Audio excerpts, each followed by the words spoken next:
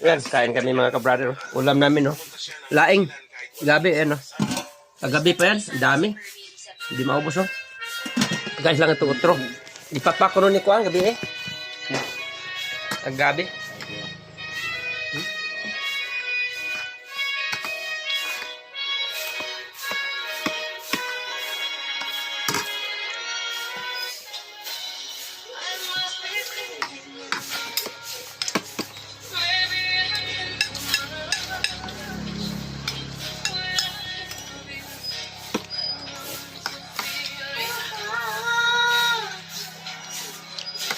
Imo na gihabo me.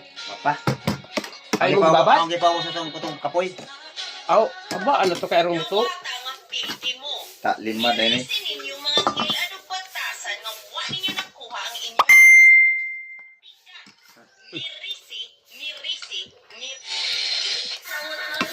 Dami mga Kiti. dami mga pangkutsa karon sa mga kuan, mga BBM. Kidnap. Ta kiti oh.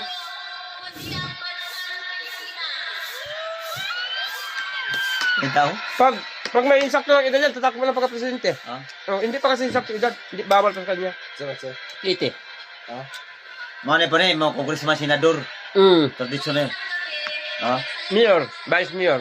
Ano dyan na? Good kiti.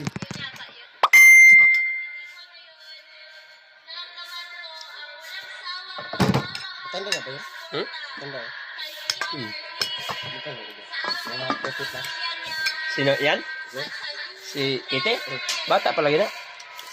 Mga, di pa pwede siyang umusalang pagka-presidente kay bata pa.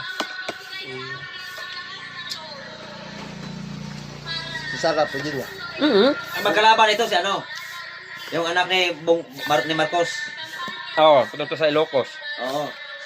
Pag mo kandidato yun. Sigurado yan. Lapaso yun.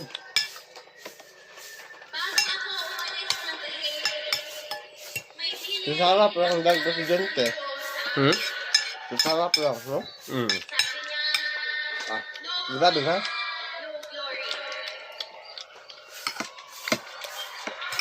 Si Bongbong, matay pa dagang ni Duterte.